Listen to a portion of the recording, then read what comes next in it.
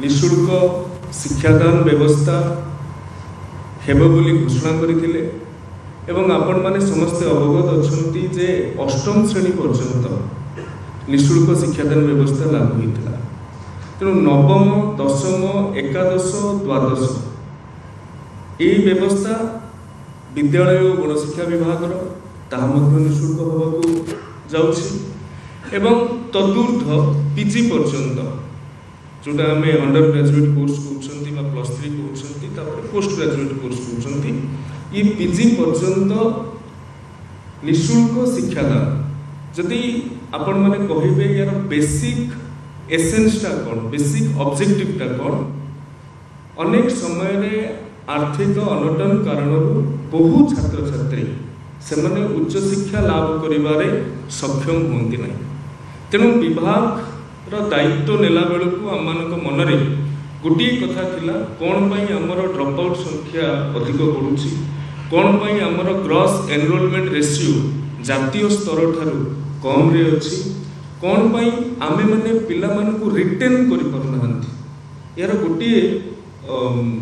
उत्तर आसतिला जे उच्च शिक्षाटा को समस्तंक पाई करिवो समस्तंक पाई उच्च शिक्षा एवं ये जो केजी रु पीजी निःशुल्क करने पछरे बड़ उद्देश्य रही से कहीं भी छात्र छात्री विद्यार्थी गोटे बेसिक हायर एजुकेशन रु वंचित न हो बेसिक।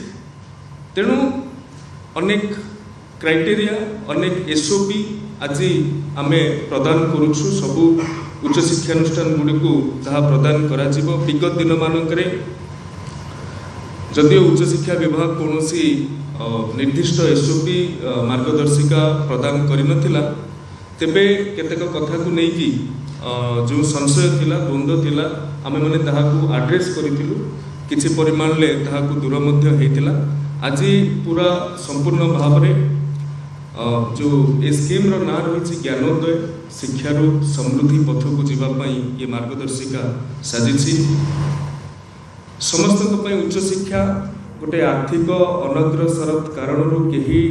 उच्च शिक्षा न छाड़ती बा जड़े पीजी पर्यंत पढ़ा चाहूँगी बेसिक कोर्स अध्ययन करने को चाहूँगी से उच्च शिक्षा विभाग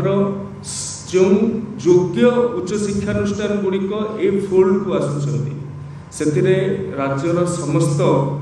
सरकारी विश्वविद्यालय समस्त सरकारी महाविद्यालय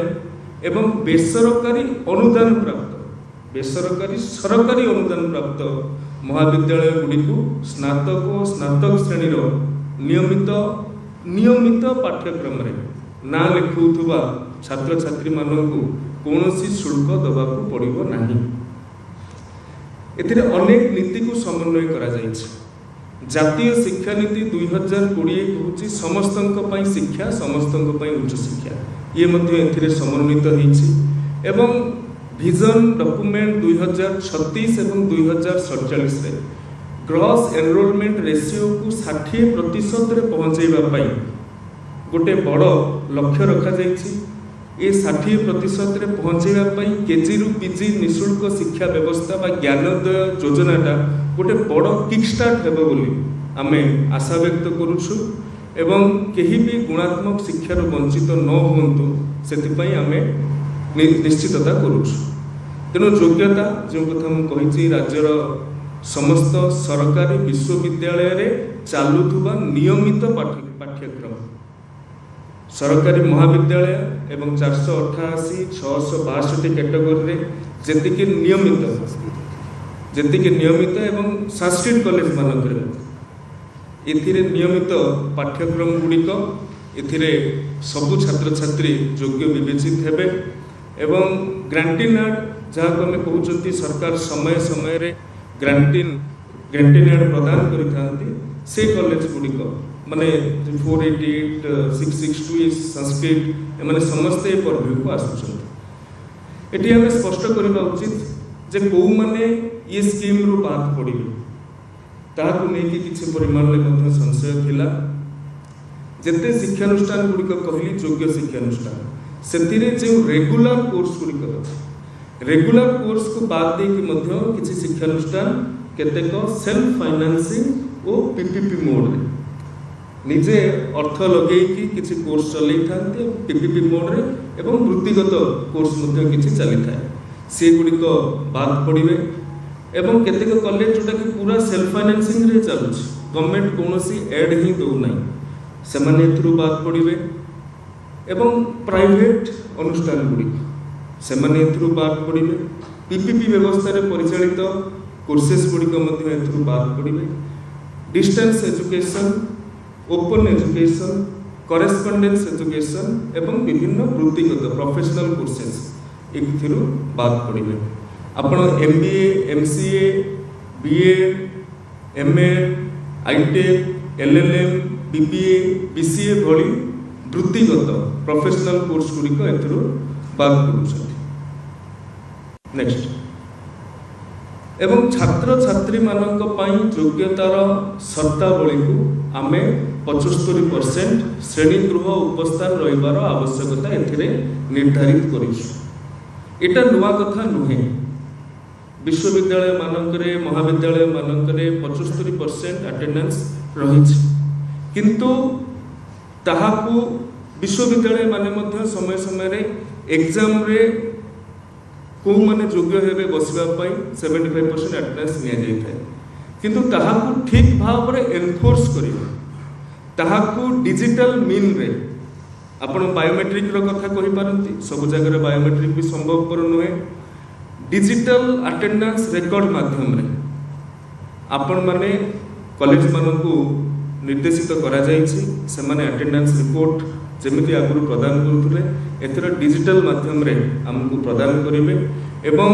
सब कॉलेज गुडिकर एटा निजस्व तांकर विजडम जे कोटा ठीक हो बायोमेट्रिक तांका पई ठीक हो जदि गोटे पीजी क्लास रे 16 जण अछंती पीजी क्लास रे 32 जण अछंती बायोमेट्रिक हे परियो जदि सेठी 196 जण छात्र छात्री अछंती से डिजिटल रिकॉर्ड माध्यम रे हे परियो किंतु ए बिंदुटी रखिबार सबुठु बड़ कथा हला जो छात्र छात्री माने रेगुलर भाव रे आसुछंती सेमानकर कोनोसी असुविधा नाही किंतु जदि ए स्कीम रो केही दुरुपयोग करिबा चाहंती ताहले ए 75% फिजिकल अटेंडेंस ताहा सेथिरु हम मानकु सुरक्षा प्रदान करे एवं विगत दिन मानकरे गत सरकार रे आपण माने देखिथिबे स्कॉलरशिप को नेकी सीएजी ऑडिट रे मध्य अनेक सजेशन सरकार को दिया जायथिला से सजेशन गुडी को मध्य आमे एथिरे एनफोर्स करूछु केही भी कौनसी शिक्षानुष्ठान जेमिति जतिकि छात्र आसुछंती सेमानंकर योग्य शुल्क सरकार को पाइबे यार दुरुपयोग सेमिति केही करि परिबेनी सेटा को 75% अटेंडेंस ही केवल एनफोर्स करि परिबो। नेक्स्ट एडमिशन समय रे जे भली भाव रे सचिव महाशय कहउतले एडमिशन समय रे अनेक अर्थ निया जायथा एडमिशन फी मध्य गोटे रही थाए कॉलेज डेवलपमेंट फी मध्य रही थाए सेमिस्टर फी मध्य रही थाए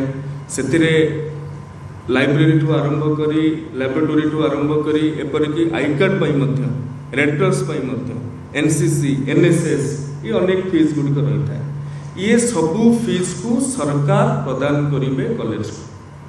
तेणु कॉलेज माने बिल्कुल एथिरे कौनसी प्रकार जे आर्थिक भाराक्रांत होइजिबे से माने योजना लागू होबा कारण एमिति न भाबिबा उचित एवं उच्च शिक्षा विभाग रे प्रत्येक वर्ष कॉलेज माने केते पैसा छात्र छात्री ठारू नौछंती एडमिशन समय रे ऑनलाइन रे प्रदत्त करिथांती पिला माने ताहाकू देखंती एवं सही अनुसार अप्लाई करिथांती तेणु उच्च शिक्षा विभाग रे हमरो जदिओ विभिन्न कॉलेज रो फी स्ट्रक्चर अलग अलग अछि कोटी 6000 अच्छी कोटी 8000 अच्छी कोटी 12000 पर्यंत 15000 पर्यंत अच्छी किंतु जेहेतु एटा गोटे ट्रांसपेरेंट वे रे पोर्टल रे अवेलेबल अच्छी तेणु आमको ए अर्थ प्रदान करिबारे कोनोसी